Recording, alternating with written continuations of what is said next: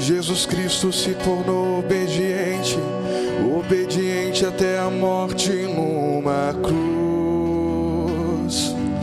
Pelo Senhor Deus o exaltou e deu-lhe um nome muito acima de outro nome. Glória, glória e louvor, glória e louvor, igreja. Glória e louvor, glória e louvor a vós, ó Cristo. Mais firme, igreja. Glória e louvor, glória e louvor, glória e louvor a vós, ó Cristo.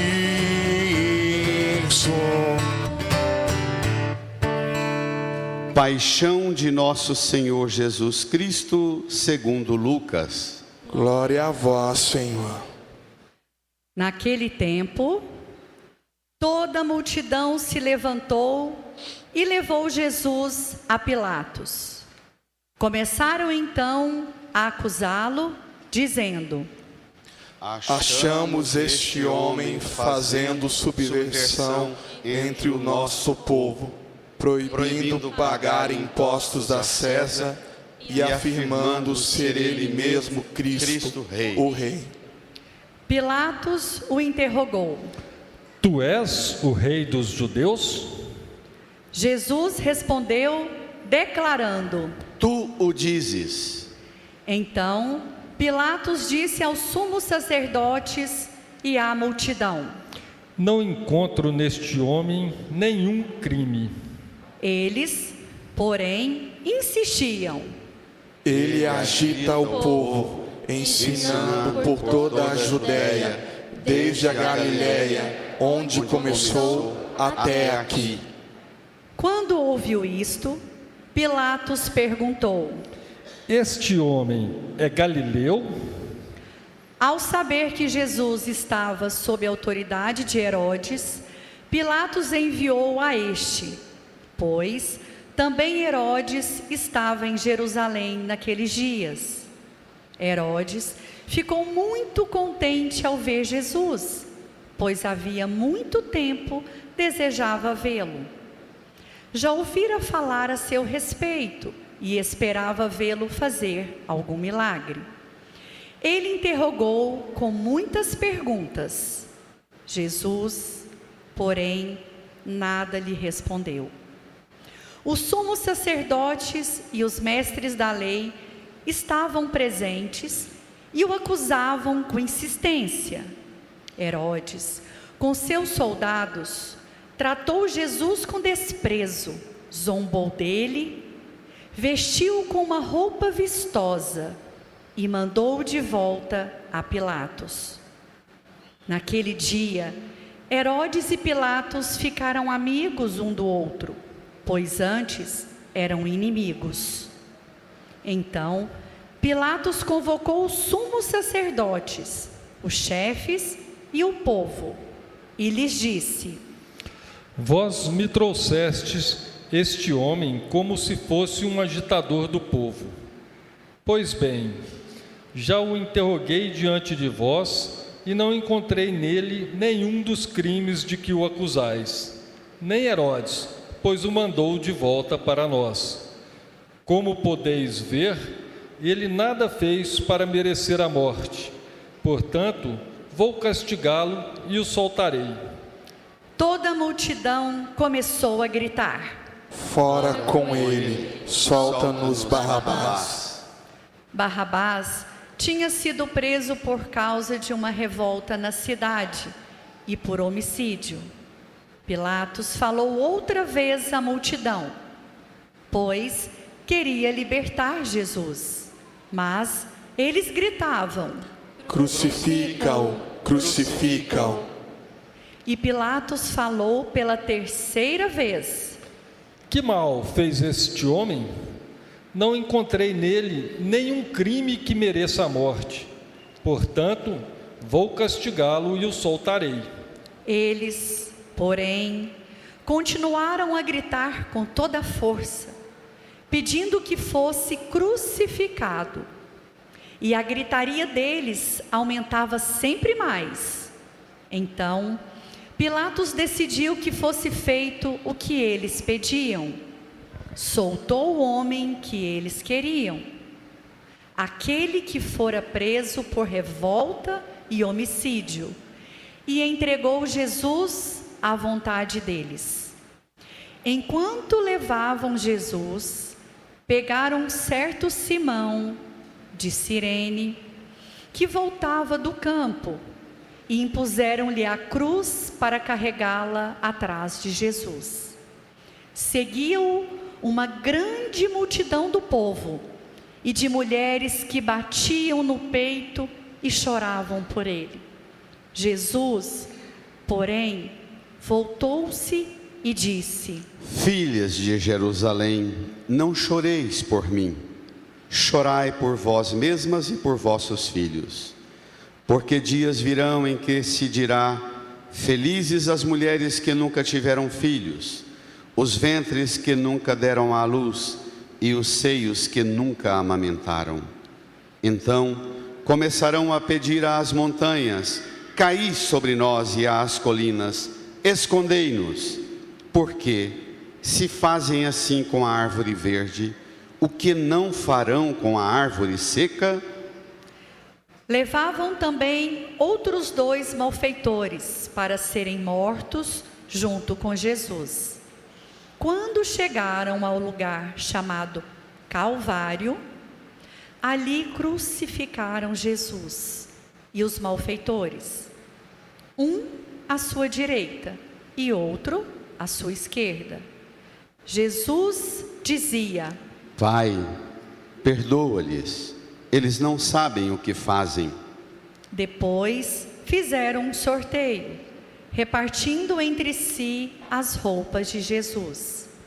O povo permanecia lá, olhando, e até os chefes zombavam, dizendo: A outros ele salvou, salva-se a si mesmo, se de fato é o Cristo de Deus, o escolhido. Os soldados também caçoavam dele, aproximavam-se, ofereciam-lhe vinagre e diziam: Se és o rei dos judeus, salva-te a ti mesmo. Acima dele havia um letreiro: Este é o rei dos judeus. Um dos malfeitores crucificados o insultava, dizendo: Tu não és o Cristo? Salva-te a ti mesmo e a nós. Mas o outro o repreendeu, dizendo: Nem sequer teme a Deus, tu que sofres a mesma condenação? Para nós é justo, porque estamos recebendo o que merecemos. Mas ele não fez nada de mal. E acrescentou: Jesus, lembra-te de mim quando entrares no teu reinado. Jesus lhe respondeu: Em verdade eu te digo, ainda hoje estarás comigo no paraíso. Já era mais ou menos meio-dia e uma escuridão cobriu toda a terra até as 3 horas da tarde, pois o sol parou de brilhar. A cortina do santuário rasgou-se pelo meio e Jesus deu um forte grito: Pai, em tuas mãos entrego o meu espírito. Dizendo isso, expirou.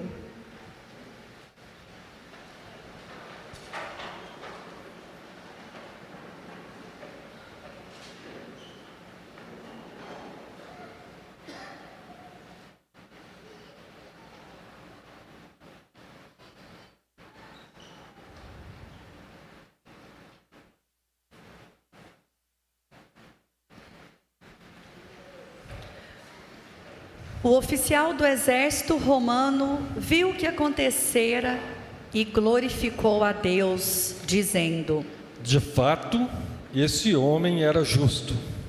E as multidões que tinham acorrido para assistir viram o que havia acontecido e voltaram para casa, batendo no peito. Todos os conhecidos de Jesus, bem como as mulheres que o acompanhavam desde a Galileia, ficaram à distância, olhando essas coisas. Palavra da salvação. Glória a vós, Senhor. Sentados, nos recolhamos em profundo silêncio. Rezemos por um instante, invocando do Divino Espírito Santo o auxílio, para que por meio dele alcancemos a plena compreensão da palavra e sejamos hoje transformados por este anúncio do senhorio de Cristo. Rezemos.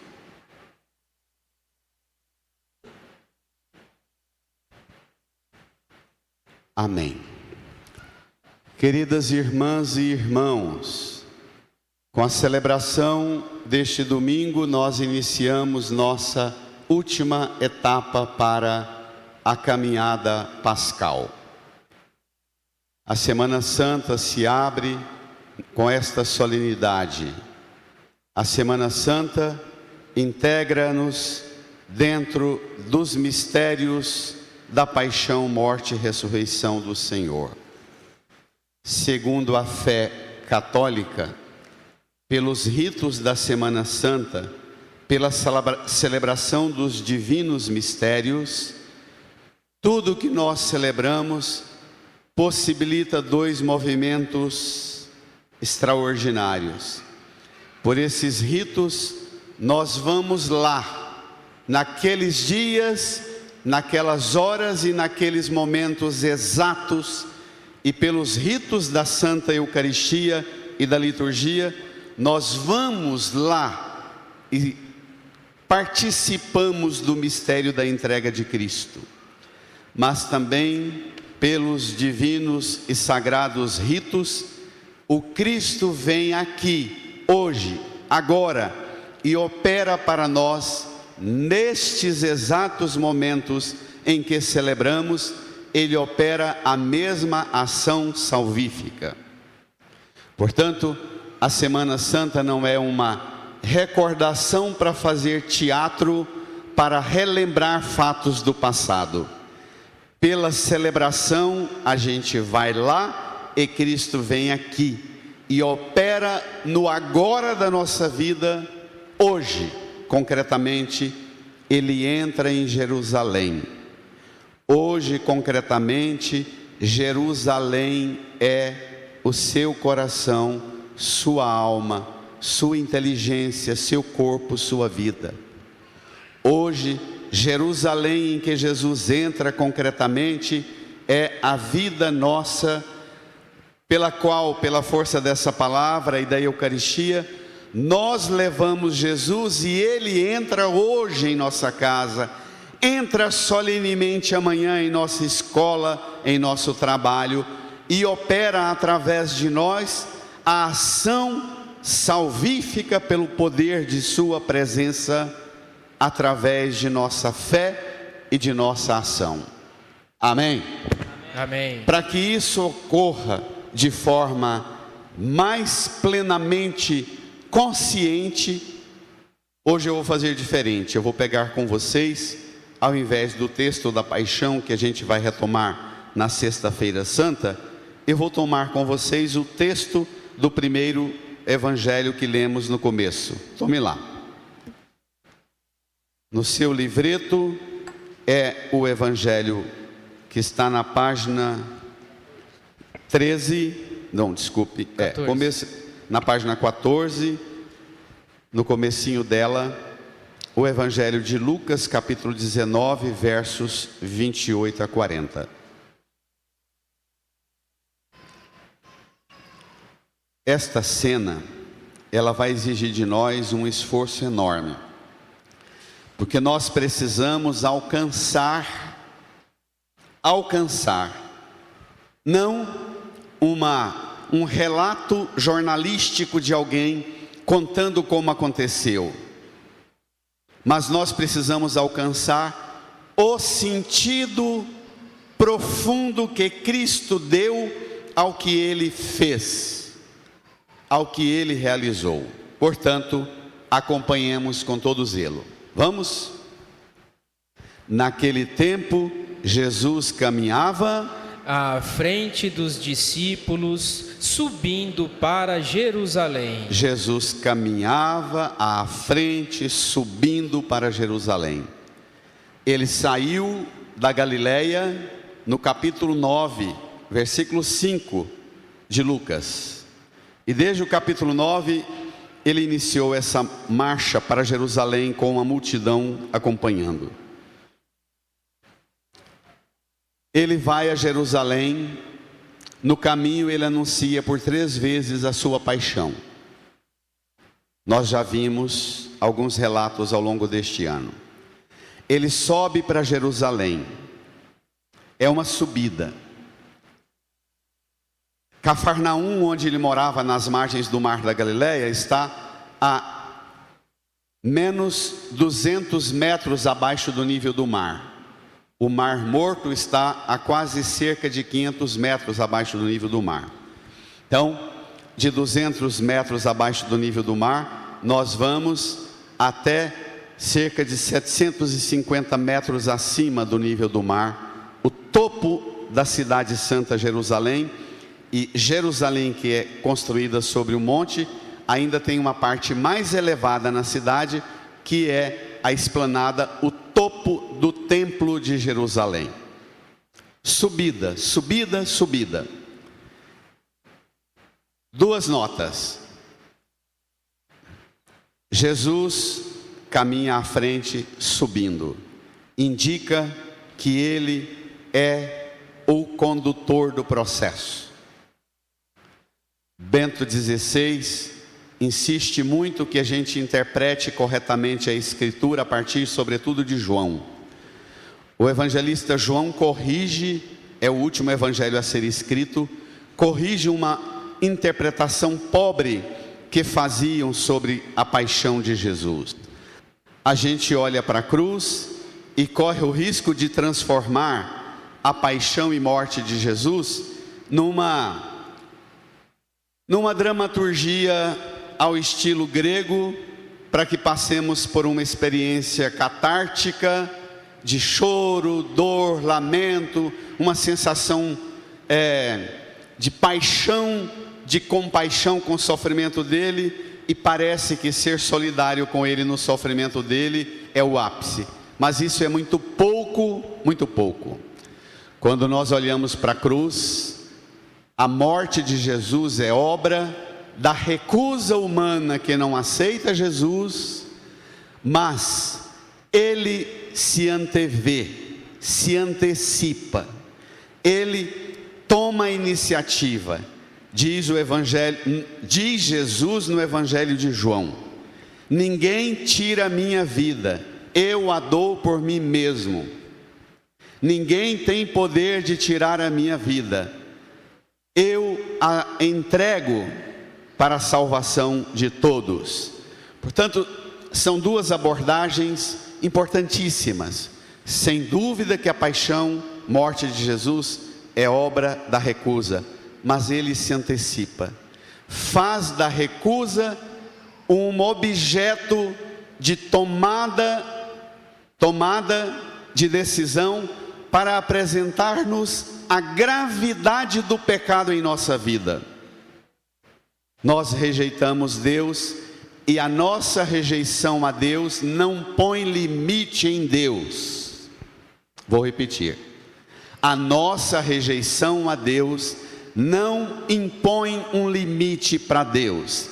Deus salta o monte da nossa rejeição e oferece o seu Filho, e Jesus oferece por si mesmo a sua vida.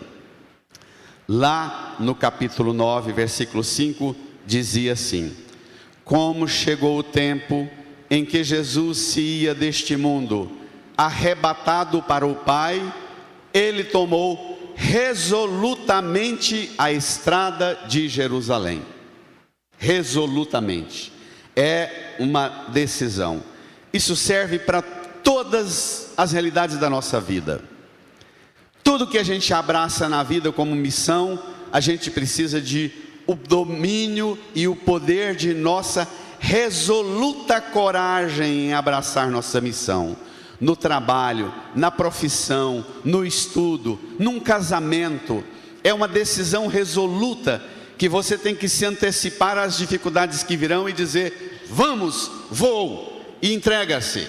É isso que Jesus ensina-nos. Subindo.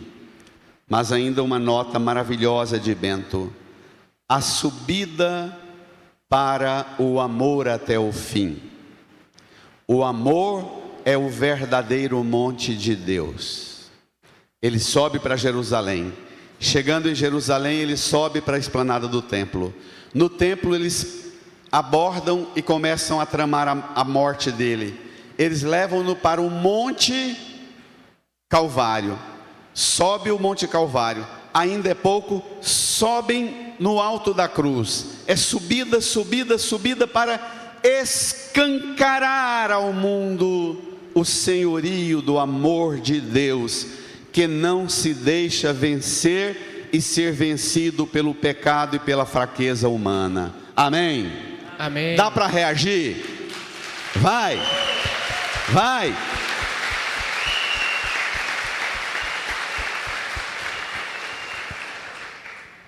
Versículo 29. Quando se aproximou de Betfagé e Betânia, perto do monte chamado das Oliveiras. Leiam. Enviou 2 de seus discípulos, dizendo... Espere lá, antes do que ele diz. Perto do monte chamado das Oliveiras. Daqui um pouco a gente volta a esse monte, porque o evangelista vai de novo, uma nota, como domingo passado ele estava no Monte das Oliveiras, quando foi abordado pelos fariseus e mestres da lei, querendo que ele desse nota de apedrejamento para a mulher, para que ele também fosse declarado um blefe e fosse apedrejado. Então ele enviou 2 de seus discípulos, dizendo, versículo 30, brada o comando dele: ide ao povoado ali na frente, logo na entrada encontrareis um jumentinho amarrado, que nunca foi montado. Desamarrai-o e trazei-o aqui. Se alguém por acaso vos perguntar, por que desamarrais o jumentinho? Respondereis assim, o Senhor precisa dele. Todas essas notas repercutem no quê? No significado do senhorio de Cristo. Ele tem comando.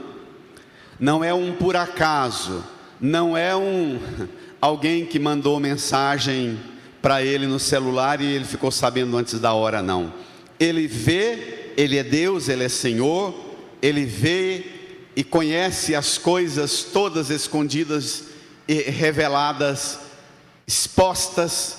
Ele sabe, ele é Senhor do processo.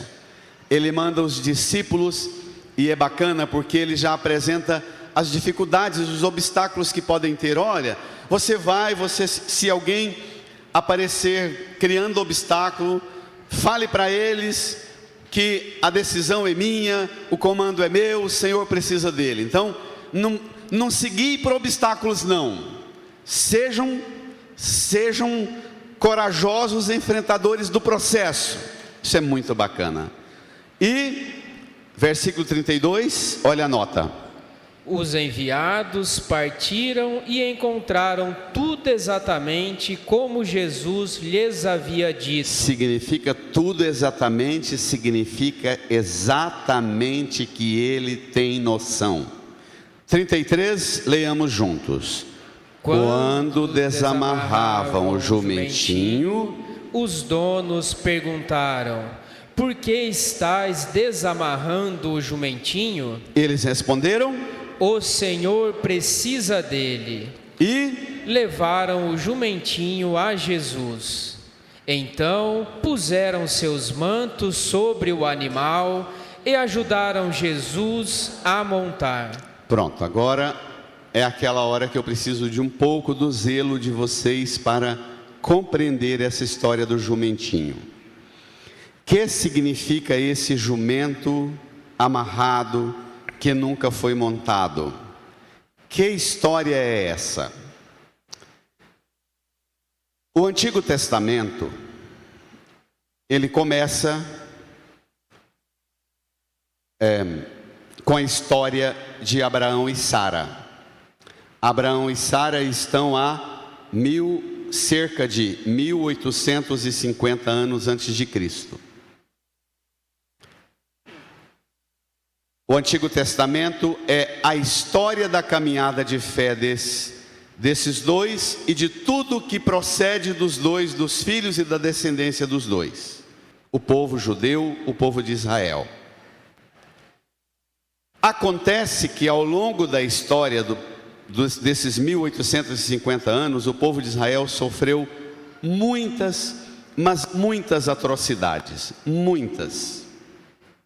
O próprio fato de Abraão e Sara irem para lá, terem os filhos terem outros filhos, e depois de quase 300 anos que estavam lá, vem uma grande seca, eles têm que fugir e venderem-se como escravos no Egito, aquela história de José do Egito, que a gente se recorda bem, não é? Depois disso, um longo tempo depois, mais de 200 anos, é a história da retomada através de Moisés, voltar e recuperar a terra. Chega lá, a terra já está toda ocupada por povos pagãos de tribos violentíssimas. Moisés leva o povo, Moisés morre, Josué conduz a entrada, consolida a ocupação de Israel, e aí monta um país que vai desenvolvendo, até chegar no ano 1000, com Davi, uma monarquia.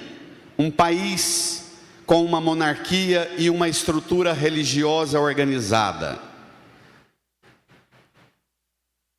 Quando, a partir de Davi, Israel vai sofrer experiências violentíssimas de invasões bárbaras, atrozes, da Assíria, dos persas, da Assíria, dos babilônicos, dos persas, dos gregos e do Império Romano. Sem contar um período de enfrentamento terrível com os egípcios, que oscila, vai e volta essas tensões, e ainda o enfrentamento na ocupação da terra, antes de Davi, o enfrentamento com os ocupantes da terra. São 7 grandes ciclos de violência que Israel enfrenta. Ao longo dessa experiência de Israel, todos nós já ouvimos passagens do Antigo Testamento em que a gente acha muito estranho o quão violento é. Quem de nós nunca leu uma passagem do Antigo Testamento e pensou assim: mas Deus parece ter traços de concordar com tanta barbaridade, com tanta violência? Por que isto?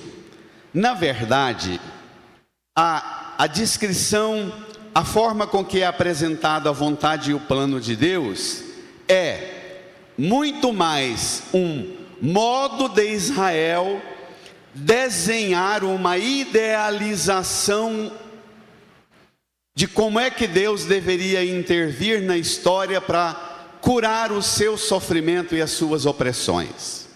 Você também, nos seus sofrimentos, nas opressões que você passa em sua vida, no seu corpo, na família, no casamento, na profissão, você também vai organizando idealizações, sonhos, desejos de como você gostaria que Deus fizesse uma intervenção na sua vida. É disso que o Evangelho está falando.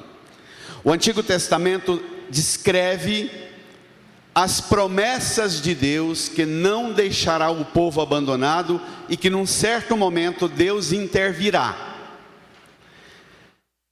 E toda a história do Antigo Testamento, os próprios personagens históricos do Antigo Testamento, como Davi, Salomão, Moisés, Elias, trazem características muito firmes daquilo que o povo de Israel sonhava com o perfil de um que fizesse uma intervenção na história e acabasse com o sofrimento.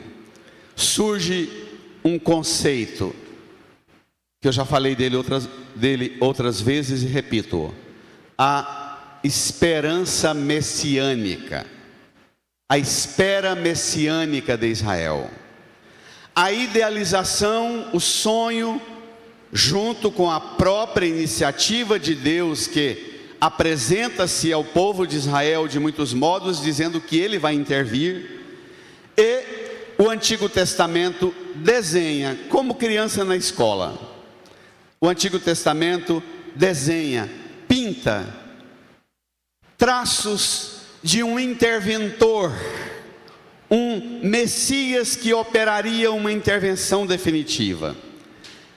Dependendo da época da história, esse Messias ele é idealizado com traços de um sacerdote, rigoroso nos ritos e nas normas rituais. Em algumas outras épocas, ele é um legislador. Em outras épocas, ele é um juiz de mão pesada. Em outras épocas, ele é idealizado como um profeta que tem uma palavra tão poderosa que o Antigo Testamento usa uma imagem que o profeta, quando fala, a boca dele é como uma máquina de triturar montanhas e pedras. Mas esse Messias, o próprio Deus também é apresentado com características de um Senhor violento, guerreiro, Senhor dos exércitos. Muitas idealizações e muitas esperanças e traços de que Deus uma hora vai intervir. Acontece que, infelizmente, nós, especialmente nós pregadores, nós catequistas, nós transmissores, os transmissores da fé, mas também cada cristão, acabamos por ler a Bíblia e marcando só aquilo que nos agrada. E a gente esconde algumas páginas da Bíblia, como esta do jumentinho que Jesus manda buscar. Você, te preparo, você nunca mais será a mesma pessoa depois que ler o que vem agora sobre o jumentinho. Onde é que está esse jumento? Num livrinho quase insignificante de um profeta que viveu pelo ano 520 a.C., o profeta Zacarias. O profeta Zacarias viveu o fim do domínio babilônico, o fim do Império Persa e o sonho da reconstrução de Israel a partir da decadência dos persas. O profeta Zacarias sonhou uma coisa que fica escondida, muito escondida. Depois de ver Israel tentar resolver os conflitos com os povos vizinhos, com a Síria, os babilônicos e os persas, com guerra, com exército, com arma e com violência, olha como o profeta Zacarias descreve as características do Messias que virá. Livro do profeta Zacarias, capítulo 9, versos 9 e 10. Só 2 versículos. Pasmemos. Posso ler? Vai te incomodar. Eu tenho certeza. E se não te incomodar, você está em situação mais grave ainda. Tem que te incomodar o que vem. Diz o Senhor: estremece de alegria, filha de Sião, prorrompe em aclamações, filha de Jerusalém. Eis que o teu rei vem ao teu encontro, ele é justo e vitorioso. Até aqui parece que o Messias tem os traços dos grandes batalhadores e homens guerreiros das imagens do Antigo Testamento. Mas agora vem a nota. Ele é humilde, vem montado num jumento, sobre um jumentinho bem novo. Ele vem para, olha o que ele opera. Primeiro, eliminará de Efraim o carro de guerra. Efraim é o norte de Israel. Eliminará o carro de guerra. De Jerusalém, ele destruirá o carro de combate. despedaçará o arco de guerra. E agora pasmemos mais ainda. E proclamará a paz para todas as nações, não só para Israel. Então, Zacarias é o profeta na linha do profeta Elias, que vê Deus chegar na brisa suave. Zacarias é o profeta que apresenta um ideal de Messias, dizem as notas dos estudiosos de Bíblia. É o único texto do Antigo Testamento que apresenta o Messias como o humilde. Única passagem no Antigo Testamento em que é apresentado o Messias que virá e ele tem características de o humilde, o manso.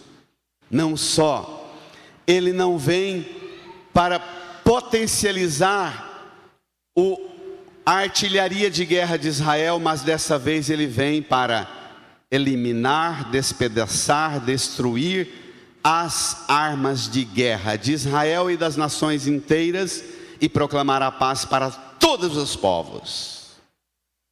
A partir daqui, minha gente, o que vem pela frente, ou você muda a sua mentalidade, ou a palavra nunca vai te alcançar. Vamos voltar para o texto? Feita essa introdução, vem comigo. Paramos no versículo 36. E quando Jesus passava, o povo ia estendendo suas roupas no caminho. Quando chegou perto da descida do Monte das Oliveiras, a multidão dos discípulos, leiam, aos gritos e cheia de alegria, começou a louvar a Deus por todos os milagres que tinha visto. O que significa isso? Luciano, prepara o hosana aí, vai encaminhando. O que significa isso? Perto do Monte das Oliveiras. Domingo passado eu falei, ali na cruz tem um galinho da oliva. A oliva, de onde se extrai o azeite, diante o Monte das Oliveiras é uma elevação que chega a 720 metros do lado de Jerusalém. É uma plantação de olivas, onde se tinha expectativa que o Messias, quando viesse, bem de frente o Monte das Oliveiras, tem um vale, e depois do vale uma leve subida e uma porta nas muralhas de Jerusalém, uma porta gigantesca, lacrada com blocos de pedras enormes, chamada Porta Dourada ou a Porta do Messias. E esse Monte das Oliveiras é para produzir o azeite para ungir o Messias, para entrar em Jerusalém. Mas também se extraía daí o azeite para ungir o sacerdote, o profeta e o rei de Israel. Nós católicos, na nossa liturgia católica, nós rezamos isso na missa, que Jesus é o profeta, sacerdote e rei, é Ele. Ele condensa nele todas as esferas messiânicas de um modo novo, a partir do traço do humilde e não do violento. Moral da história: o povo que experimentou ver os judeus, os fariseus e os mestres da lei, que fizeram aliança com Herodes, com Pilatos, que eram inimigos e até ficam amigos para o processo contra Jesus, e os sumos sacerdotes agitando o povo e gritando: mata, crucifica. Ele prega contra os impostos de César, ele agita o povo, mata, elimina o povo judeu. E nós muitas vezes escondemos certas passagens da Bíblia que exigiriam de nós uma coragem enorme.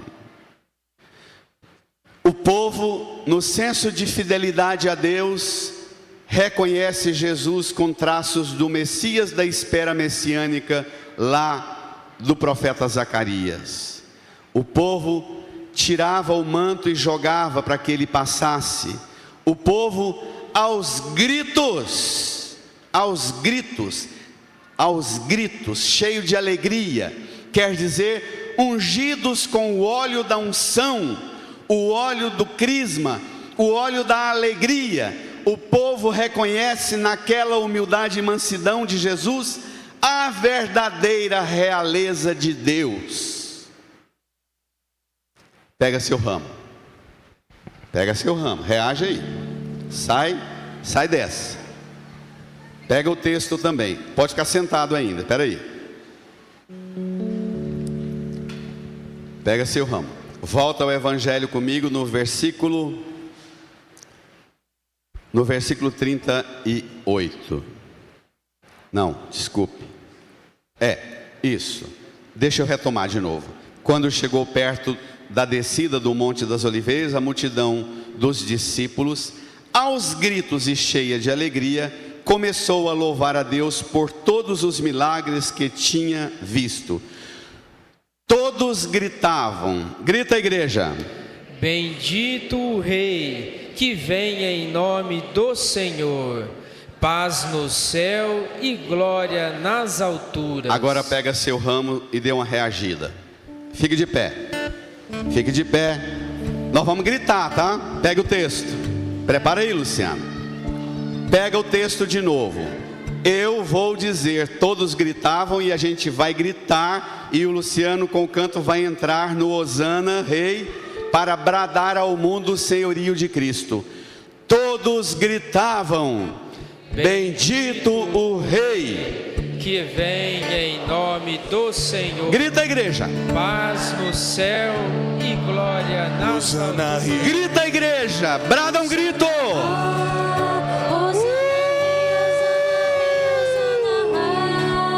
Hosana Rei, Hosana Rei. Grita a igreja: Hosana Rei, Hosana Rei, Hosana Rei, Hosana. Vamos a eles com as flores dos trigais, com os ramos de oliveira, alegria e muita paz. Grita a igreja: Hosana, Hosana Rei, Hosana. Hosana Rei, Hosana Rei, Hosana. Hosana Rei, Hosana. Hosana Rei, Hosana Rei, Hosana. Senta. Hosana Rei, Hosana. Guarde seu ramo.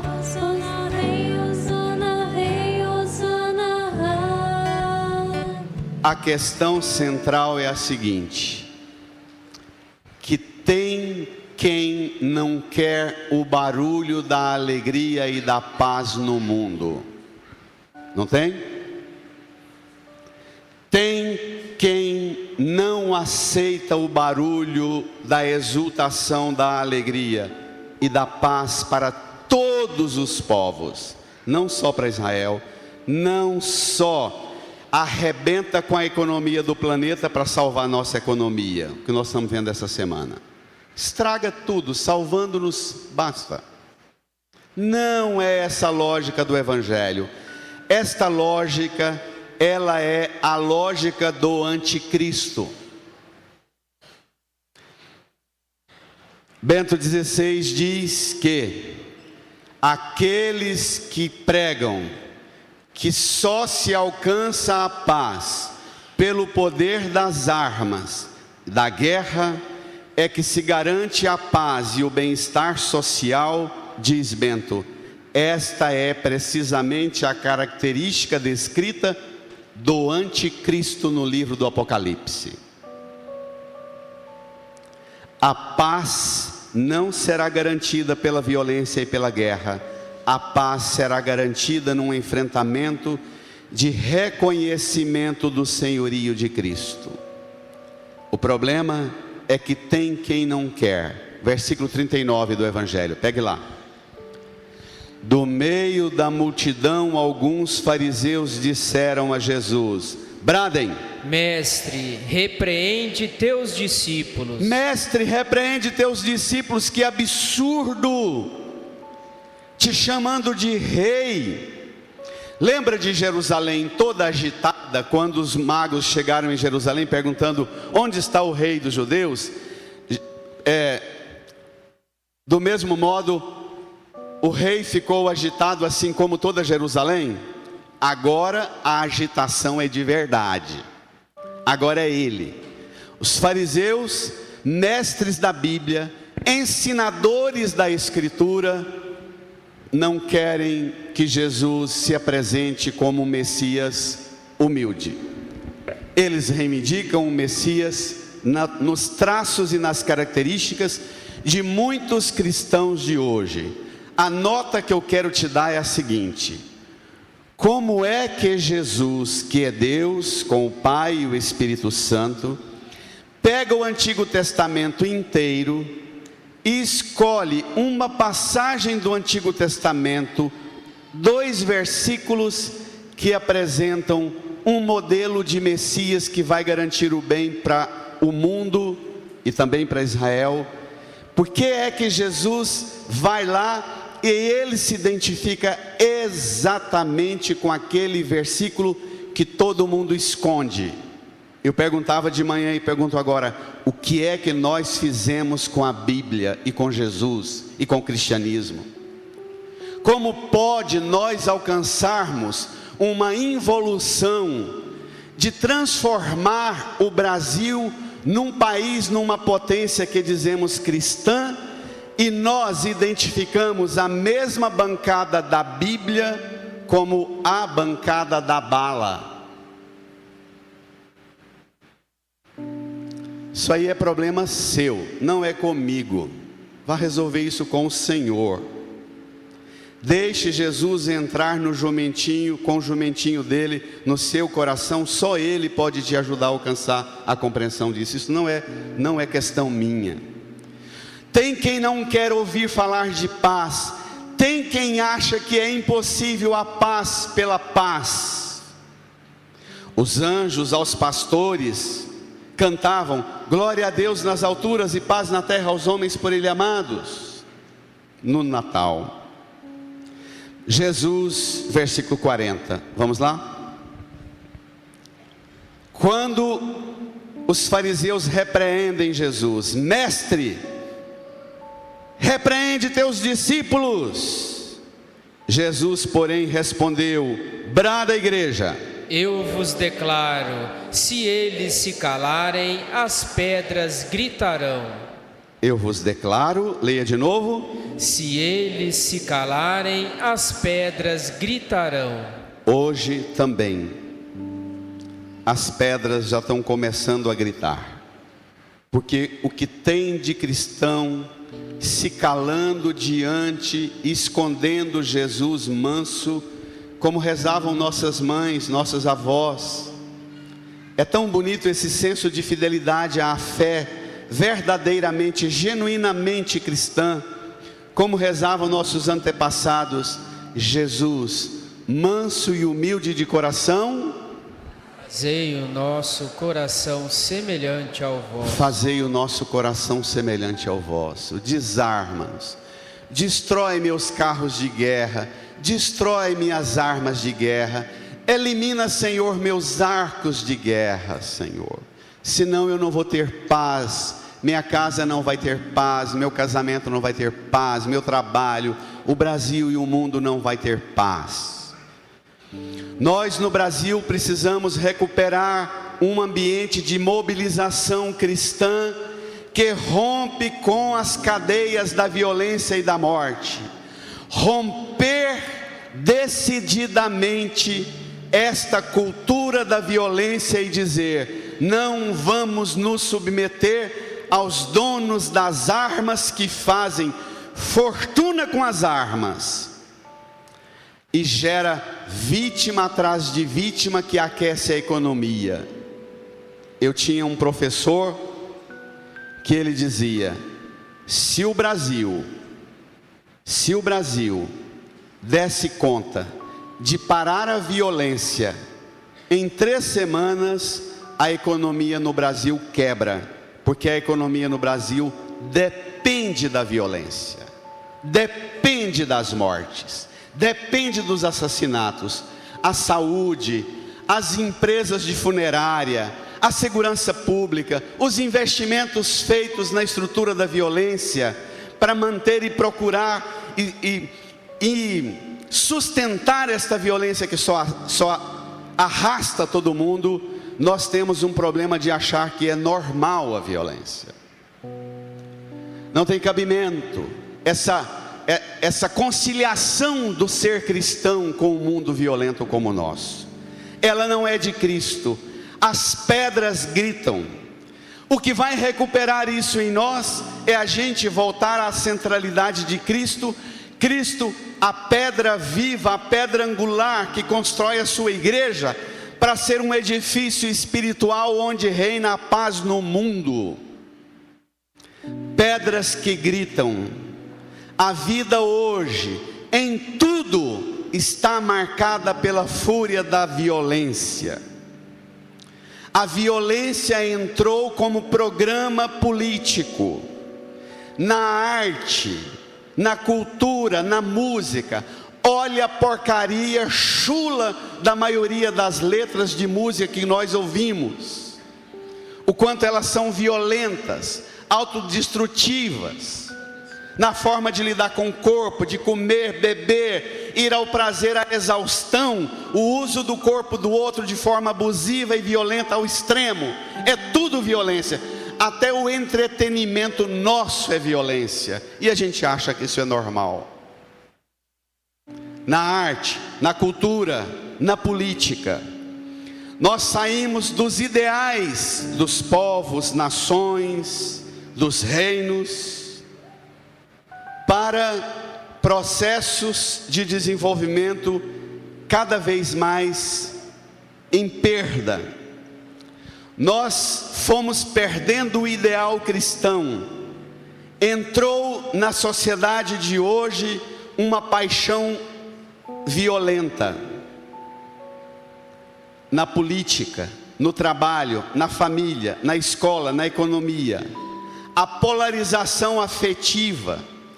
Hoje nós não temos mais, um autor maravilhoso dessa semana que eu lia dizia: não é verdade que as ideologias estão dominando, porque hoje nem ideologia nós temos mais. Nós temos pessoas, líderes individuais que atiçam paixões intensas nas pessoas, mas que nem representam blocos, como os partidos políticos, que eram partidos vindos da academia, da universidade, do empreendedorismo, dos ambientes estruturados de lideranças que se consolidavam em organização da sociedade que virava partido. Nós eliminamos os partidos pela ideologia e agora nem ideologia tem. O que a gente tem é paixão infectada. Não importa o que diz, mas importa quem diz.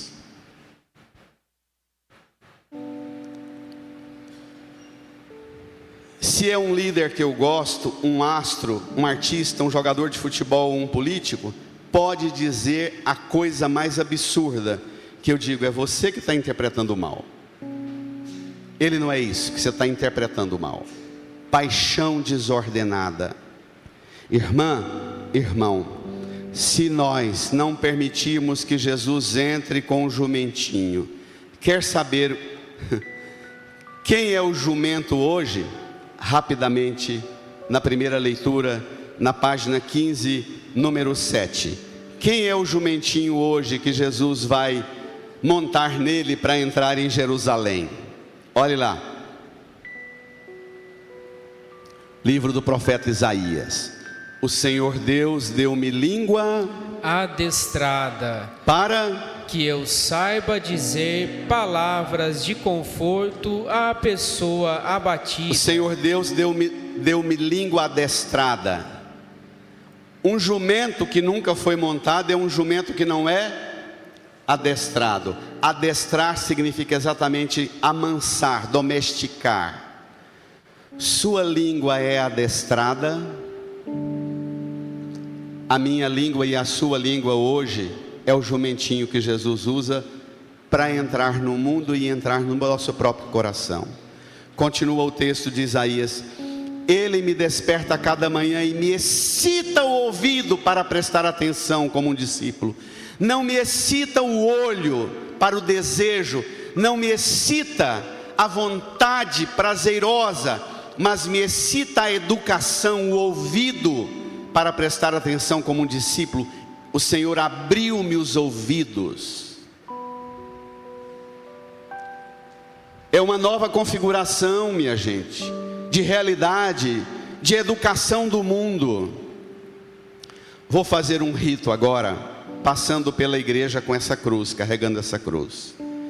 Esse ramo que você tem, você vai usá-lo nesse rito. Mas para você entender esse rito, reze comigo a segunda leitura, número 9.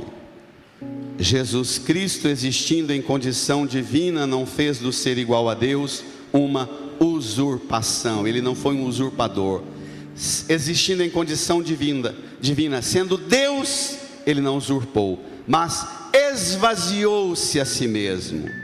Língua adestrada, ouvido excitado e esvaziamento de si.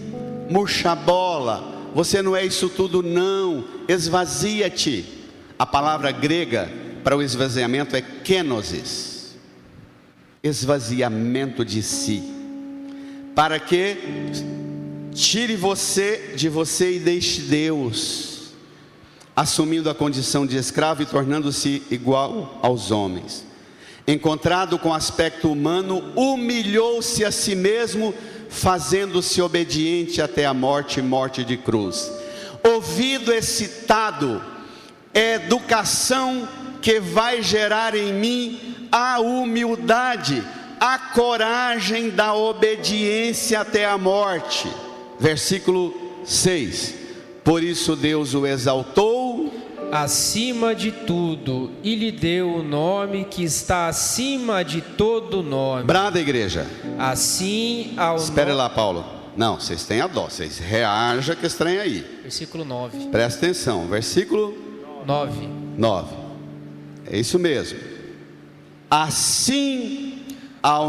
Por isso Deus o exaltou acima de tudo e lhe deu o nome que está acima de todo nome. Brada agora. Assim ao nome de Jesus, todo joelho se dobre no céu, na terra e abaixo da terra, e toda língua proclame: Jesus Cristo é o Senhor, para a glória de Deus Pai. Toda língua se dobre no céu, na terra e abaixo da terra, até os defuntos pelos quais rezamos pela salvação deles.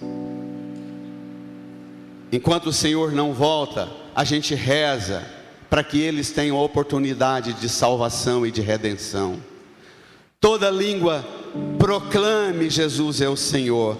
Mas a língua adestrada, ela só proclama se o joelho se dobrar. Para a língua amansa, o que amansa a língua, o que amansa a nossa raiva é joelho dobrado. Não dobra o joelho, mais empáfia e mais ego inflado. Tem que murchar a bola, tem que adestrar a língua, tem que excitar o ouvido para proclamar que Jesus é o Senhor. Não seu, mas de todas as realidades visíveis e invisíveis. Amém. Amém. Ó, vai, reage, brada. Brada!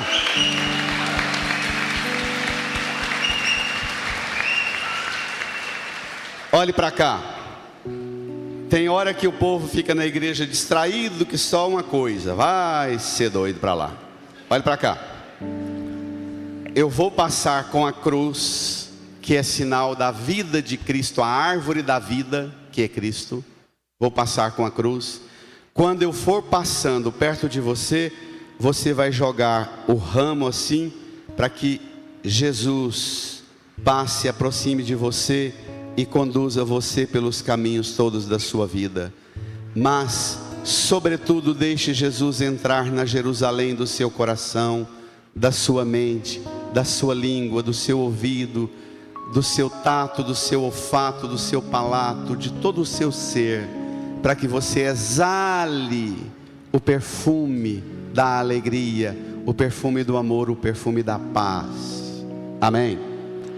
Eu vou começar naquele último corredor, a equipe de canto vai cantando suavemente, clima de adoração, de proclamação. Quem der conta de ficar de joelhos, fique enquanto eu estiver percorrendo a igreja em oração e pedindo o senhorio de Cristo e dizendo para Ele: Senhor, Senhor, reina Senhor, reina Senhor.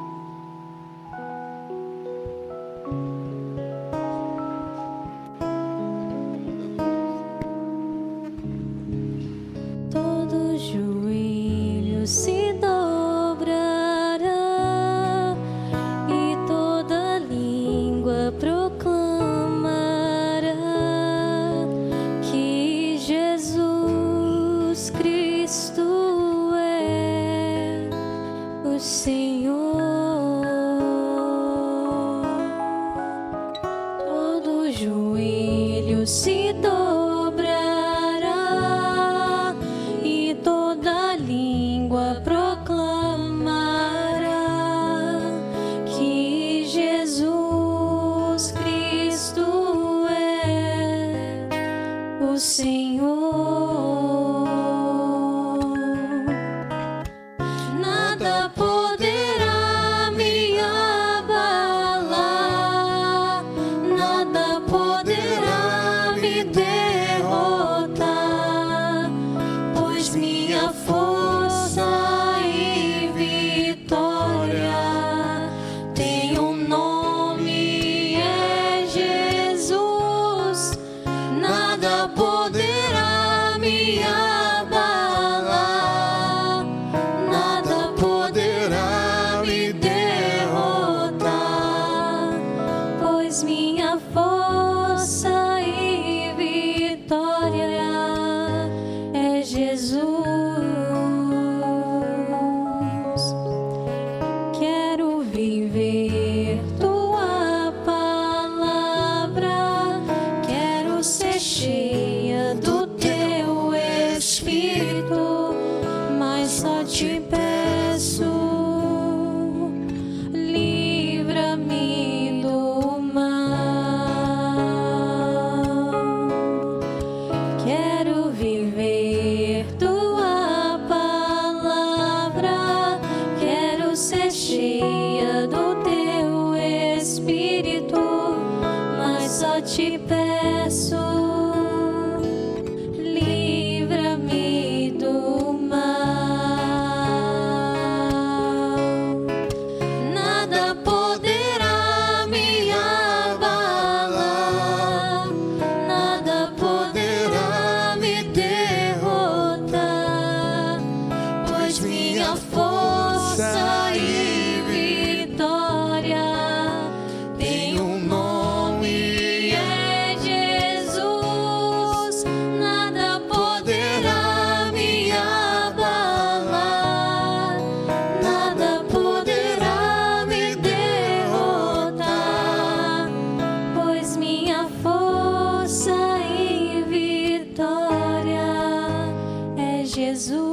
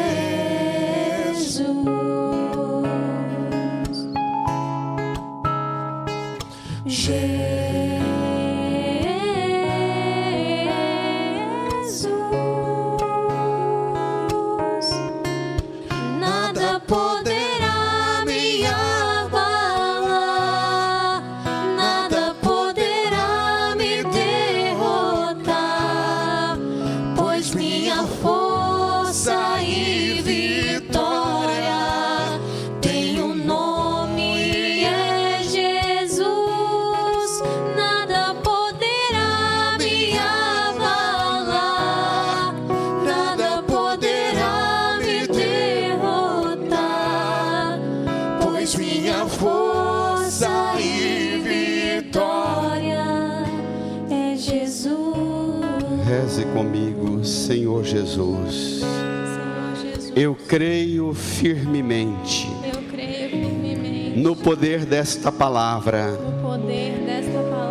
Hoje o Senhor entra na Jerusalém da minha vida, do meu coração, da minha alma, de todo o meu ser, e através de mim, como um jumentinho manso e humilde, eu levarei ao mundo, pela minha humildade, pela minha mansidão, que o Senhor me dará a graça de alcançar.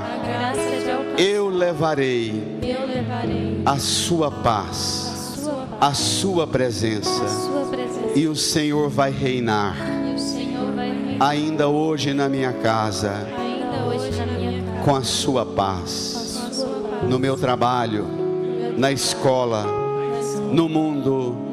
A paz do Senhor reinará. Obrigado, Jesus.